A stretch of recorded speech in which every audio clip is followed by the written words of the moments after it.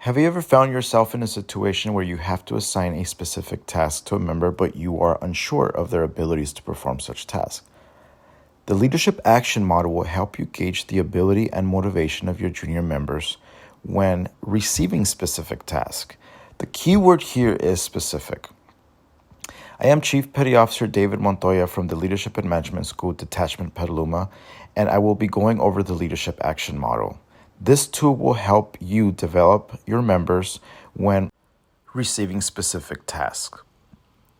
I've had the privilege of instructing junior members throughout the Coast Guard, and one of the key issues that is always brought up are, why do I have to explain myself when assigning tasks? This is the military. They should be able to follow orders. Yes, you are correct. This is the military. However, you in a leadership role have the added responsibility to communicate with your members in order for them to be successful when completing the task. In return, this will help build a stronger professional relationship, which will allow you all to complete the mission at hand. Let's get into the model.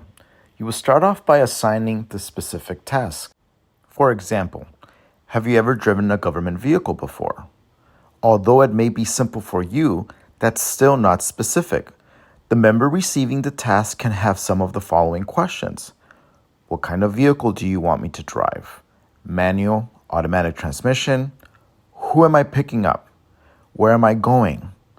Now, have you also asked yourself, does this member have a driver's license? You need to ensure that before you provide this tasking to a member, that all these questions have been answered. The Leadership Action Model's member assessment will help you determine that. The first question that you will ask is, have you ever done this task before? If the answer is yes, how did it go last time? You want to make sure that you get your members' input when assigning the task because you're trying to understand if the member has the correct ability to perform this task. And finally, the question that you will ask is, how do you feel about performing this task? This question allows you to see the member's motivation to perform this specific task. Now, after you brief the specific task and you ask, have you ever done this task before, which is the first question in the member assessment, if the answer is no, you simply will go down to the third question and ask, how do you feel about performing the task? By them answering no, you as a leader can already determine that the member's ability to perform this task is not there. Therefore, you as a leader will need to ensure that you teach this member to ensure that this task is completed successfully. The second part of the leadership action model is solely for the supervisor issuing the task. You have the ability and the motivation access.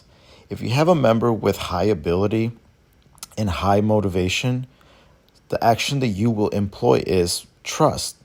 The member has already demonstrated that they have the ability and the motivation to do the task.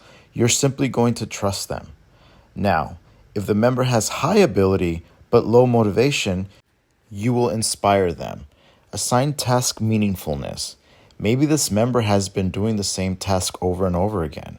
One of the things that you can say is, hey, listen, why don't you grab YN3, BM3 while you're doing this task so that they can know how to do this so that it's not just falling on you. This will inspire the member to train other individuals so that it's not falling on them. Now, if the member has demonstrated low ability but high motivation, this is typically your non-rates graduating from boot camp, new members. They don't have the ability to perform the task, but their motivation is so high. You already know that you're going to have to teach them. You need to ensure that you provide the proper tools, resources, in order for you to teach them so that they can become successful when completing the task.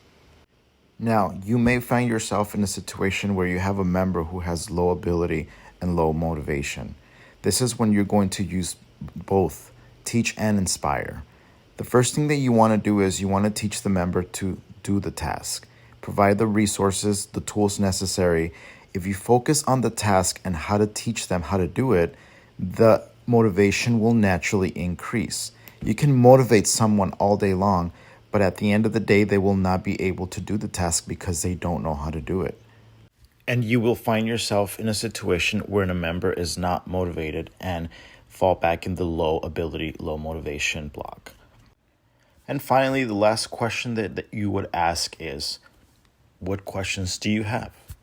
This allows you as a supervisor to let your junior members know that if anything comes up during the task, questions that they might not understand, something that is not clear to them, you have already allowed yourself to be open to have questions asked. And it can create that open communication that you as an effective leader need to have to provide meaningful tasks to your junior members.